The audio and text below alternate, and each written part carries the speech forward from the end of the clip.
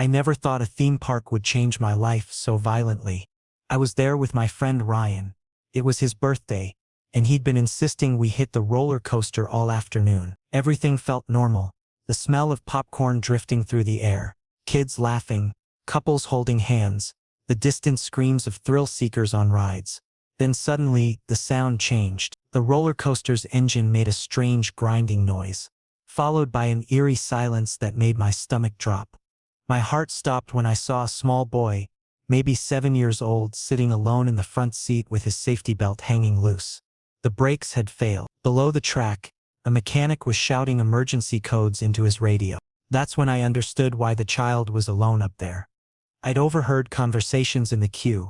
His nanny had left him in line to use the restroom, and the ride operator assumed his parents were somewhere behind him in the crowd. But the ride started anyway, and he was left stranded. Everyone around me was panicking, screaming, frozen in place, but I ran. I don't know what overtook me. Pure instinct, maybe. Some primal part of my brain that didn't think, just acted. I jumped over the control panel barrier and sprinted along the edge of the track. My hands were shaking violently as I manually pulled the emergency lever. It resisted at first, rusted and stiff, but I yanked it with everything I had. Then I reached for the boy. My hand wrapped around his small waist, and I pulled him toward me with all my strength, dragging him off the seat and onto the platform. We both collapsed onto the hard concrete. Pain shot through my knee as it scraped against the rough surface, blood seeping through my jeans almost immediately. But the boy was safe. His wide eyes stared at me, filled with terror but no tears. He clung to my shoulder, his small fingers gripping my shirt. "You're okay, you're safe now," I told him, forcing my voice to stay calm even though my entire body was trembling. Within seconds, the crowd swarmed us. Paramedics pushed through. Security guards barking orders into their radios and concerned bystanders shouting questions. But then a man emerged from the chaos, and everything else seemed to fade into the background. He was tall with a sharp jawline that could cut glass, wearing a black suit that fit him so perfectly it had to be custom made. His eyes locked onto me, and they weren't filled with gratitude or relief. They were cold, assessing, suspicious.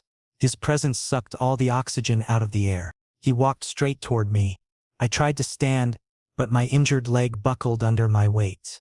He looked at me without any readable emotion, no warmth, no anger, just a chilling blankness. Then he reached out and grabbed my jaw. His grip was tight, painfully so, and I genuinely thought he might break it. "You touched my son," he said in a voice so low only I could hear it. "Explain." I saved him." I stammered, but his grip tightened even more. "Words don't prove intent," he replied. There was nothing on his face, no relief that his child was alive. Just doubt, just control. I couldn't speak. His presence was overwhelming, suffocating. Then just as suddenly as he'd grabbed me, he released me. But his gaze never left my face. He walked past me and lifted his son into his arms. The boy whispered something to him. And for a single second, just one fleeting moment, the man's eyes flickered back to me. Then he turned and walked away. I stood there, knee bleeding, hands still shaking, and a strange hollow feeling spreading through my chest. Had I done something wrong? Should I have let someone else handle it? But there wasn't time. There was never time. Yet his voice still echoed in my head, cold and absolute. The paramedics checked me over, but I barely registered their words. Ryan appeared beside me, asking if I was okay, but I just nodded absently. My mind was stuck on that man, the way he looked at me like I was a threat instead of someone who'd just risked everything to save his child. Who was he, and why did his suspicion cut deeper than any gratitude could have healed? As the crowd began to disperse, and the park officials started their damage control, I found myself staring at the empty roller coaster track, now completely still. The boy's face flashed in my mind, those wide, frightened eyes that hadn't shed a single tear. He was braver than most adults I knew. But his father, that was a different story entirely. Ryan helped me limp toward the exit, but I kept looking back, half expecting to see that man again. He was gone, though. Disappeared into the crowd like he'd never been there at all. But the impression he left on me was permanent. I could still feel the pressure of his fingers on my jaw, the ice in his stare, the unspoken accusation in his words. "Dude, That was insane, Ryan said beside me, his voice full of awe. You literally saved that kid's life. You're a hero, but I didn't feel like a hero. I felt unsettled, shaken in a way that had nothing to do with the adrenaline crash. Something about that encounter felt unfinished, like the first chapter of a story I didn't know I'd signed up to read. By the time we reached the parking lot, my knee was throbbing and I knew I'd need to get it checked out. Ryan offered to drive me to the hospital and I agreed without argument. As we drove through the city streets, I stared out the window, watching the lights blur together. My reflection stared back at me in the glass. Pale, tired, confused. Who was that man? And why couldn't I stop thinking about him? The question haunted me the entire drive. And even as we pulled into the hospital parking lot, I couldn't shake the feeling that this wasn't over, that somehow, some way, I'd see him again. And when I did, I wasn't sure if I'd be ready for whatever came next. But one thing was certain. My life had just taken a turn I never saw coming. And there was no going back. I thought it was over, that the incident at the theme park would fade into a strange memory I'd tell people about at parties, the time I saved a kid from a malfunctioning roller coaster. But as I sat in the emergency room, leg freshly bandaged and throbbing, I realized nothing about that day was going to be simple. The nurse kept glancing at me with irritation because I wasn't filling out the insurance forms. I couldn't afford the medical bills, but I wasn't about to admit that out loud. So I just sat there staring at my phone's blank screen, pretending I was busy. Ryan had texted me that he was waiting outside, but I couldn't bring myself to respond. My mind was still trapped in that moment. The cold stare, the iron grip on my jaw, the man who'd looked at me like I was guilty of something. Then the door opened, and he was there again. This time he wasn't wearing his suit jacket. His shirt sleeves were rolled up to his elbows, and there were ink stains on his fingers like he'd been signing documents in a hurry. He walked straight toward me, dismissing the nurse with a single glance, and stood directly in front of me. "Stand up," he said. I blinked, confused. "What? Stand up?" He repeated the command slowly, like I was a child who didn't understand basic instructions. I stood, wincing as my injured leg protested. He studied me, really studied me this time. His eyes traveled from my face down to my bandaged knee, taking in every detail. Then he pulled out his phone and dialed a number without breaking eye contact. "Transfer the bills to my account." "All of them," he said to whoever was on the other end. Then he hung up. I was too shocked to respond immediately. "Wait, you don't have to." "I don't do charity," he cut me off sharply. "But my son insists you saved him. So consider this compensation." I swallowed hard, trying to find my voice. "I didn't do it for money." "I know." He looked at me again, and this time there was something different in his eyes. Curiosity, maybe, or suspicion. "That's why I need to know who you are." I cleared my throat. "Frankie. Frankie Brooks." He didn't respond right away. Instead, he reached into his pocket and pulled out a business card, holding it between two fingers as he extended it toward me. I took it carefully, noting the expensive paper stock. The name printed on it was simple but powerful. Cade Mercer, CEO, Mercer Industries. "You'll hear from me again," he said. And then he left just as abruptly as he'd arrived. I stood there holding the card, feeling like I'd just had an encounter with someone who existed on a completely different plane of reality than me. The nurse returned, looking annoyed but no longer asking about payment. Apparently, Cade Mercer's name carried enough weight to make financial concerns disappear. Ryan drove me home asking questions the entire way, but I barely heard him. My thoughts were consumed by the man who'd just paid my hospital bills without hesitation, who'd looked at me like I was both a puzzle and a threat. When I finally got back to my small apartment, the first thing I did was search his name online. The results were overwhelming. Articles, interviews, Forbes lists. Cade Mercer was a billionaire, the CEO of one of the largest industrial empires in the country, a single father. His son's name was Ariel, and his reputation was brutal. Ruthless businessman. No tolerance for failure, never seen smiling in public. I scrolled through the articles, piecing together his story. His wife had left him when Ariel was only 3 years old. The custody battle had been vicious, dragging on for months and splashed across tabloid headlines. But Cade had won. Since then, he'd raised Ariel alone. though his public image remained cold and distant. One article described him as a man who turns everything he touches to gold, but never seems to find warmth in the fortune he's built.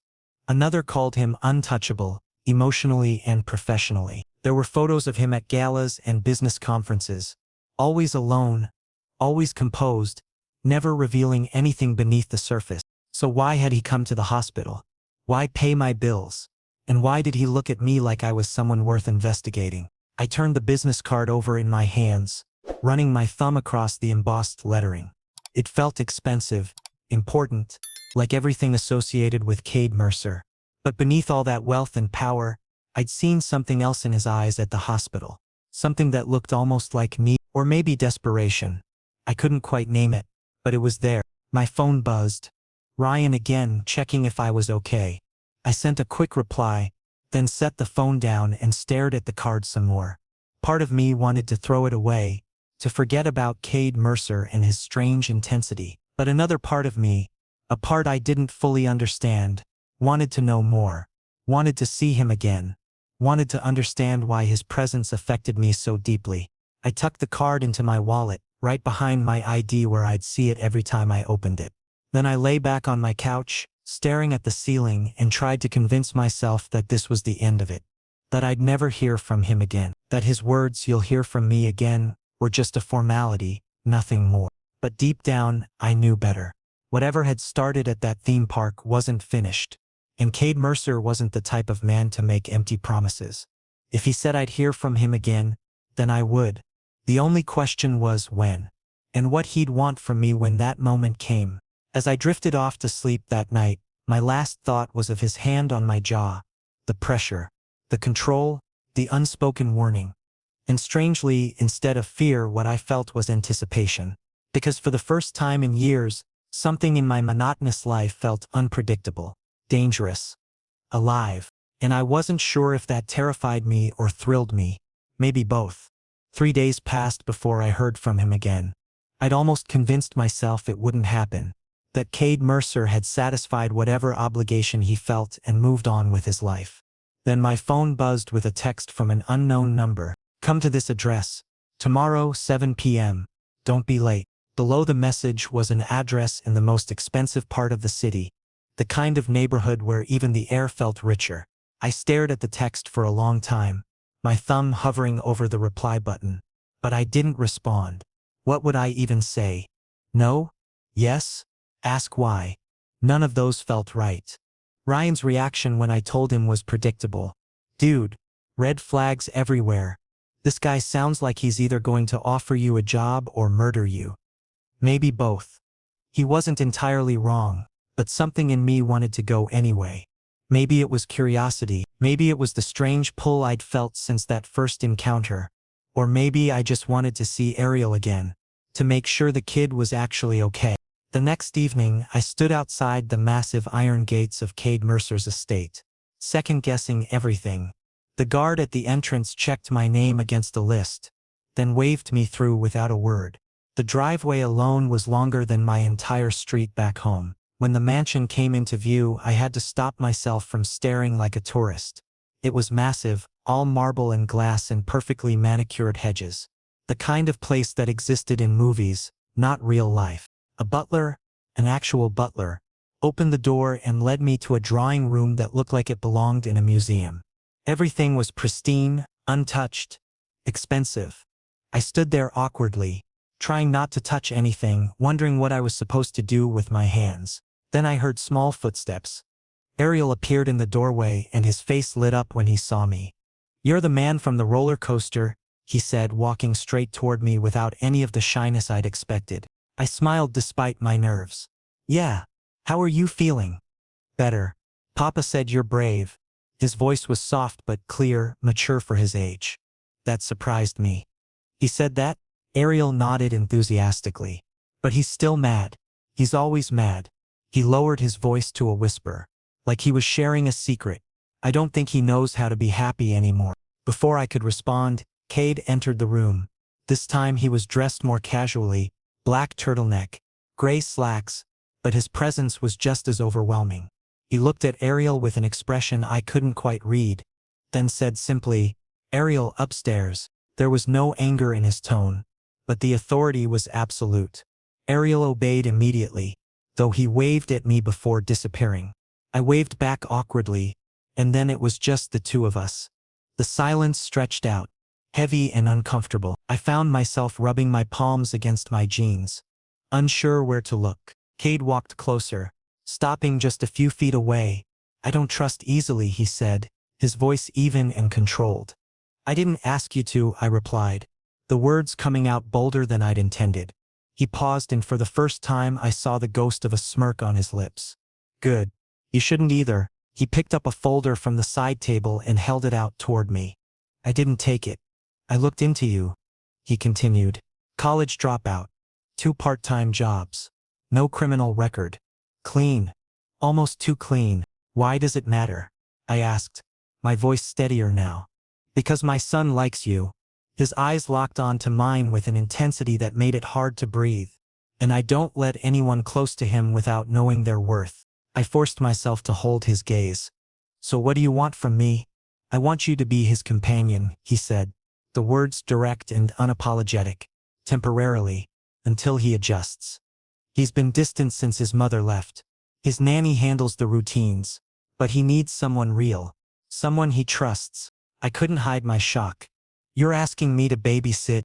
"I'm asking you to be present," he corrected, "and I'll pay you more than both your jobs combined." The offer hung in the air between us. It was generous. Too generous. Which meant there was something he wasn't saying. There always was with men like him. "What if I say no?" I asked, testing the boundaries. "You won't." His confidence was absolute, infuriating, and somehow magnetic all at once. And he was right. Even as every logical part of my brain screamed that this was a terrible idea, I heard myself say, something shifted in his expression. Satisfaction, maybe, or possession. It was hard to tell. "You'll start next week. 3 days a week. Afternoons into evenings. My assistant will send you the details."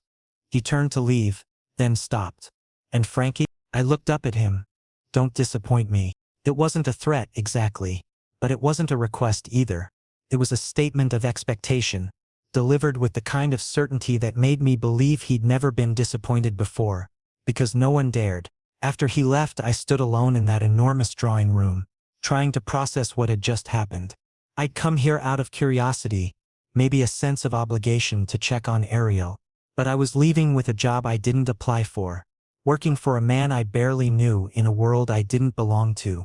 The butler reappeared to escort me out, and as I walked back down that impossibly long driveway, I pulled out my phone and stared at Cade's business card photo I'd saved. CEO, billionaire, single father, and now, apparently, my employer. Ryan was going to lose his mind. But more than that, I was losing mine. Because despite every warning sign, despite the coldness and the control and the unspoken danger radiating from Cade Mercer, I wanted to go back. I wanted to see Ariel smile again. I wanted to understand why a man with everything seemed so empty. And most confusingly, I wanted Cade to look at me the way he had in that drawing room, like I was something worth investigating, worth knowing, worth keeping close. As I drove home through the darkening streets, one thought kept circling in my mind. I'd just agreed to step into a world I didn't understand, with a man who unsettled me in ways I couldn't name. And somehow, terrifyingly, that felt exactly like where I was supposed to be. I found myself spending more time at Cade's mansion than I'd ever anticipated. Technically, I was there for Ariel. That was the arrangement, the job I'd agreed to, but the reality was far more complex. The house was vast, almost intimidatingly so, yet I always knew where Cade was. In his study with the door half closed, on conference calls that stretched for hours, or out on the balcony late at night with a cigarette burning between his fingers. The first week we barely spoke beyond polite greetings. He was formal, distant, maintaining the professional boundary he'd established. I was uncomfortable, constantly aware of being an outsider in this world of marble floors and priceless art. But Ariel changed everything.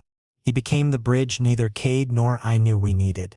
The boy would come home from school, his backpack nearly as big as he was, and immediately seek me out. We'd sit at the kitchen table doing homework together, math problems that made him scrunch up his nose, reading assignments he'd act out dramatically. He showed me his drawings constantly, mostly dinosaurs locked in epic battles, and spaceships exploring distant galaxies. His imagination was boundless, uncontained by the rigid structure of his home life. One afternoon, he presented me with a sketch he'd made during art class. It depicted a figure standing beside a roller coaster, drawn with the unsteady hand of a 7-year-old but unmistakably meant to be me. At the bottom, in careful block letters, he'd written, "You're my hero." I stared at those words longer than I should have, feeling something tighten in my chest. Without thinking, I folded the drawing carefully and tucked it into my wallet, right next to Cade's business card. 2 pieces of this strange new life I was building. One innocent and one dangerously complicated. As days turned into weeks, Cade began appearing more frequently during my time with Ariel.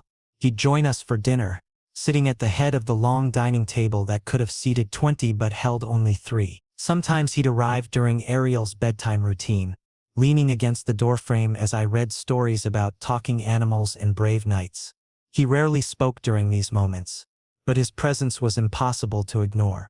I could feel his eyes on me, watching every interaction, every gesture. It wasn't threatening anymore. It was something else entirely, something that made my pulse quicken whenever I caught him looking. One night, long after Ariel had gone to bed, I found myself unable to sleep. The guest room Cade had insisted I use was comfortable, almost too much so, but my mind wouldn't quiet. I went down to the kitchen, thinking a cup of coffee might help, or at least give me something to do with my restless energy. I was measuring grounds into the machine when I heard Hersets behind me. Cade appeared in the doorway, looking more exhausted than I'd ever seen him. His tie hung loose around his neck. His shirt was wrinkled and there were shadows under his eyes that spoke of too many sleepless nights. He stopped when he saw me, seeming surprised to find anyone awake at this hour. "You're still up," he observed, his voice lacking its usual sharp edge. "Couldn't sleep," I admitted, gesturing to the coffee maker. "Want some?" He hesitated, and for a moment I thought he'd refuse and retreat back to whatever solitary space he'd emerged from. But then he nodded, moving to lean against the counter beside me. We stood in silence as the coffee brewed, the only sound the gentle dripping and the distant hum of the refrigerator. It was strange how comfortable that quiet felt, how different from the tense silences of our first encounters.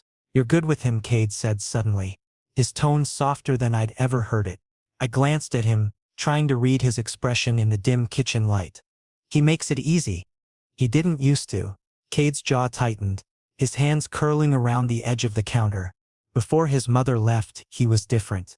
Loud, constantly laughing, always asking questions about everything. Then she walked out, and it was like someone turned off a switch inside him. He stopped talking unless spoken to, stopped drawing, stopped playing with his toys. The therapist told me he needed stability, consistency, someone who wouldn't leave." He paused, his voice dropping lower. "You're the first person in months who's made him smile like he used to." I didn't know what to say to that. The weight of his honesty caught me off guard, revealing a vulnerability I hadn't expected from someone so controlled. "Thank you," he added, turning to face me fully. "For what?" "For existing." The words came out simply, but they carried immense weight. Before I could process them, he pushed away from the counter and left, but not before his shoulder brushed against mine. A contact so brief I couldn't determine if it was intentional or accidental, but the heat of it lingered long after he'd gone, and my heart was racing in a way that had nothing to do with caffeine. Over the following weeks, the distance between us continued to shrink. Cade started asking me questions during our brief encounters: where I grew up, why I'd left college, what my favorite food was, what music I listened to when no one was around.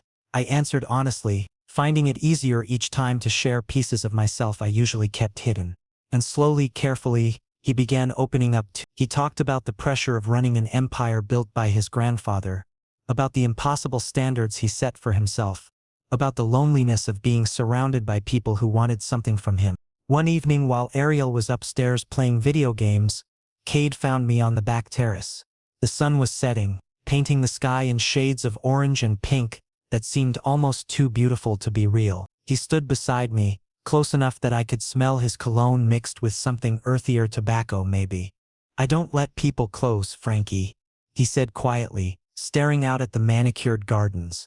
Not anymore, it's easier that way. Safer. Then why am I still here? I asked, genuinely curious about what kept me in his life beyond the job he was paying me to do. He turned to look at me, his gaze intense and unwavering.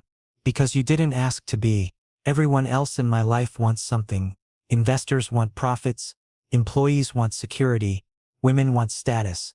But you just showed up and saved my son without expecting anything in return. That kind of selflessness is rare. Dangerous even. I understood then. He was a man who'd built walls so high that anyone climbing them immediately became suspect. But I'd slipped through a crack he hadn't known existed. And now he didn't know what to do with me. The truth was, I didn't know what to do with what I was feeling either. It had started as curiosity, maybe attraction to his intensity and the way he commanded every space he entered. But it was becoming something deeper, more complicated. Something that terrified me because I'd lost too much already in my life. Getting close to Cade meant risking that loss all over again, and I wasn't sure I was strong enough to survive it a second time. But even as that fear gripped me, I found myself unable to pull away. Every day I came back to this house, to Ariel's bright smile and Cade's guarded warmth. I fell a little further into a life that wasn't mine but somehow felt more real than anything I'd known before. And the most frightening part was how much I wanted it to last. How desperately I wanted to believe that maybe, just maybe, I could belong here in this world of marble and money and a man who looked at me like I was both his greatest risk and his only salvation. Everything felt like it was finally settling into place. Ariel was thriving, his laughter filling rooms that had been silent for too long. I'd grown comfortable navigating the mansion's halls, no longer feeling like an intruder in someone else's carefully constructed life. Even Cade seemed different. Less guarded, more present. But I should have known that peace never lasts. Especially when it's built on things left unsaid. It happened on a Thursday night. Ariel had gone to bed early, tired from a field trip to the science museum that had him talking non-stop through dinner about black holes in the solar system. Cade and I were in the living room, a space I'd learned was rarely used despite its size and elegance. He'd opened a bottle of wine, something expensive that I pretended to appreciate while mostly just enjoying the warmth it spread through my chest. We were talking about nothing important, the kind of easy conversation we'd started having more often when he shifted the tone with a single question. Why did you really drop out of college? The question itself wasn't unusual. He'd asked about my past before. But something in his delivery, the way his eyes fixed on me with that penetrating intensity, told me he wanted the truth this time. Not the sanitized version I'd been feeding everyone for years. It's complicated, I hedged, taking a longer sip of wine than necessary. Everything worth knowing is complicated, he countered. But you deflect every time I get close to this topic. Why? I set down my glass, feeling the walls I'd carefully maintained beginning to crack. I had to take care of someone. My younger brother Mason. Our parents weren't in the picture. It was just us. Where is he now? Cade's voice had softened, but the question still felt like a knife sliding between my ribs. Dead. The word came out flat, emotionless, because that was the only way I could say it without completely falling apart. Car accident. 3 years ago. The silence that followed was suffocating. Cade set his own glass down and moved closer. Close enough that I could feel the heat radiating from his body. He placed his hand on my shoulder, a gesture meant to be comforting, but it only made the emotions I'd been suppressing surge closer to the surface. I'm sorry, he said simply. I shrugged his hand off, suddenly defensive. I don't need your pity. It's not pity, he insisted, his voice firm. It's respect. For what you've survived. For what you sacrificed. But I was already spiraling. Old wounds ripped open by his questions and his proximity and the wine making everything feel too raw, too exposed. You don't know anything about me, Cade. Not really. You think because you pay me, because you ran a background check, that you understand my life. You have no idea what it's like to what? He interrupted, his jaw tightening. To be responsible for someone else's life, to fail at keeping them safe. You think you have a monopoly on guilt? I stood up, needing space, needing air, needing anything but the intensity of his gaze. This whole arrangement, you bringing me here, digging into my past, pretending to care about who I am, it's all about control, isn't it? That's what you do. You control everything and everyone around you. He rose to his feet too, and suddenly the space between us felt both too small and impossibly vast. You think I don't care? His voice was low, dangerous in a way that should have frightened me but instead sent electricity down my spine. You think I let just anyone into my home? Near my son? Near me? Then tell me why. I shouted, all my frustration and confusion and unexpressed feelings pouring out at once. Why am I here, Cade? Really? Because it stopped being about Ariel weeks ago and we both know it. He took 2 steps forward, closing the distance between us until I could see the flecks of gold in his brown eyes. Could count his eyelashes if I wanted to. The air felt charged, dangerous, like the moment before lightning strikes. Because I can't stop thinking about you, he said, and his voice cracked on the words, revealing something raw and honest and terrifying. From the moment I saw you bleeding on that platform, your knee torn up because you didn't hesitate to save a stranger's child, I haven't been able to get you out of my head. And I hate it. I hate that I need you. I hate that you make me feel things I swore I'd never feel again. My breath caught in my throat. I couldn't move, couldn't think, couldn't do anything but stare at him as he continued. I've spent years building walls, Frankie. Years making sure no one got close enough to matter.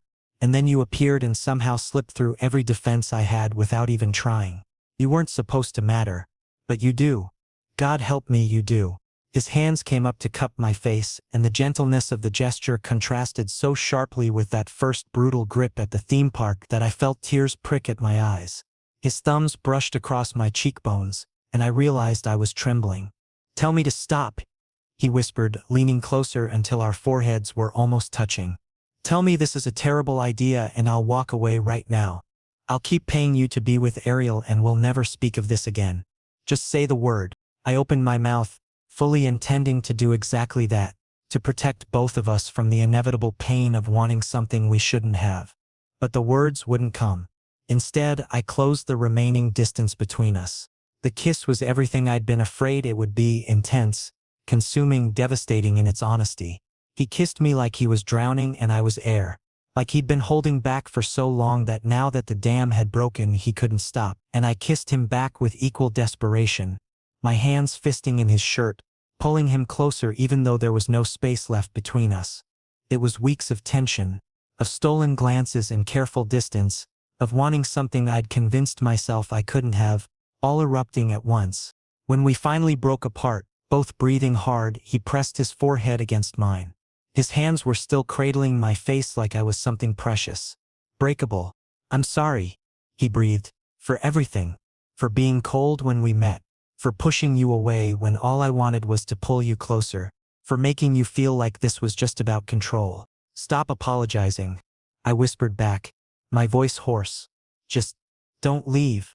Don't wake up tomorrow and regret this, and go back to being the man who couldn't even look at me without suspicion. Never, he promised, and the conviction in that single word made me believe him. I'm done pretending this isn't what I want. Done pretending you're just an employee or a convenience or anything other than exactly what you are. And what's that? He pulled back just enough to look me in the eyes. And what I saw there took my breath away. Everything I didn't know I was looking for. We stayed like that for a long moment, holding each other in the center of that too large living room, the bottle of wine forgotten on the coffee table. And for the first time since I'd agreed to this arrangement, I felt like maybe, just maybe, I hadn't made a terrible mistake. Maybe this was exactly where I was supposed to be. After that kiss, after we'd finally stopped pretending there wasn't something electric and undeniable between us, everything shifted. We stayed up the entire night talking. Something we'd never really done before. Not like this. Not with all our defenses down and nothing left to hide behind. Cade told me about his marriage, how it had crumbled under the weight of his ambition and his inability to be emotionally available.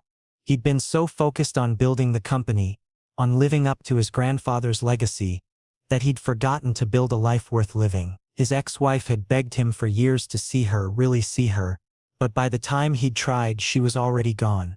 The custody battle for Ariel had been brutal, splashed across tabloids and used as ammunition by business competitors. He'd won, but the victory had cost him his reputation, his peace of mind, and any remaining illusion that success could fill the emptiness inside him.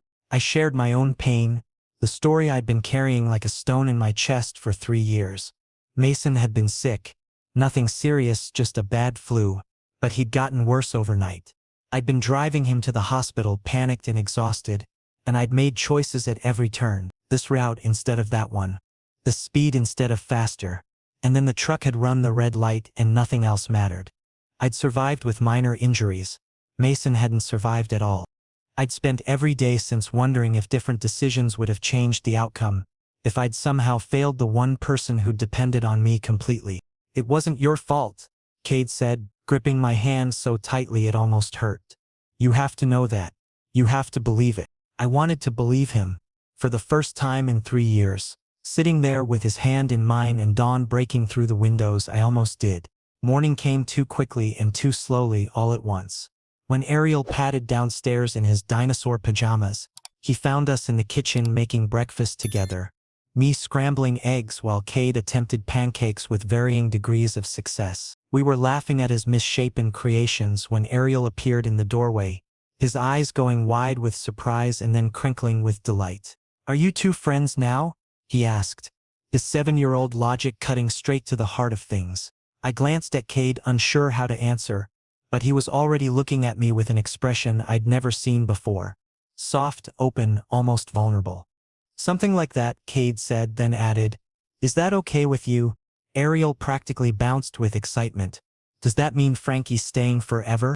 The question hung in the air, loaded with implications neither Cade nor I had fully discussed. I felt my heart hammering against my ribs, afraid to hope, afraid to assume anything beyond what we'd confessed in the there hours of the night. Cade lifted Ariel into his arms, but his eyes never left mine. If he wants to, if he'll have us. I'm not going anywhere, I heard myself say, and the relief on Cade's face made my chest ache. The following weeks were a revelation. We fell into a rhythm that felt startlingly natural, the 3 of us moving through our days like we'd been doing it for years instead of weeks. Ariel went to school. I helped with homework and bedtime routines, and evenings were spent together as a unit. Cade introduced me to his inner circle, trusted friends and business associates who needed to understand that I was a permanent fixture in his life. Publicly, he remained cautious, protecting both his company's image and Ariel's privacy. I understood the world he operated in was cutthroat, and any perceived weakness would be exploited without mercy. But one night, about a month after everything had changed, we were on the terrace. Ariel was asleep downstairs, exhausted from a birthday party that had involved far too much sugar and chaos. The city stretched out below us, millions of lights flickering in the darkness. Cade took my hand, threading our fingers together in a gesture that had become familiar, comfortable. I'm tired of hiding, he said suddenly. I want to tell people about us. Make it official. I felt a spike of anxiety. Are you sure? The media will be relentless. Your competitors will use it against you. And Ariel will be fine, Cade interrupted. Yes, there will be challenges. The media will create narratives. Some of my board members will object. Competitors will try to exploit any perceived vulnerability. But I've spent my entire life being afraid of what people think, of stepping outside the carefully constructed image I've maintained. I controlled everything because I was terrified of losing control. But with you, he paused, turning to face me fully. With you, I don't want control. I just want this. Us. However messy and complicated it gets. I searched his face, looking for any sign of doubt, but found only determination, and something that looked a lot like love. You're really ready for this? I've never been more certain of anything, he said. The question is, are you? I thought about everything that had brought me to this moment. The roller coaster, the hospital, the first time I'd walked through those mansion gates feeling like I'd entered a different world. I thought about Ariel's smile, about the drawing still folded in my wallet, about the way Cade looked at me like I was both his anchor and his freedom. I thought about Mason, about the life I'd lost and the guilt I'd carried, and I realized something fundamental had shifted. I couldn't change the past. I couldn't bring my brother back or make different choices on that horrible night, But I could choose this. I could choose to let myself be happy, to build something new from the ashes of what I'd lost. I'm ready, I said, squeezing his hand. Whatever comes, we'll face it together. His smile was rare, genuine, the kind that transformed his entire face and made him look years younger.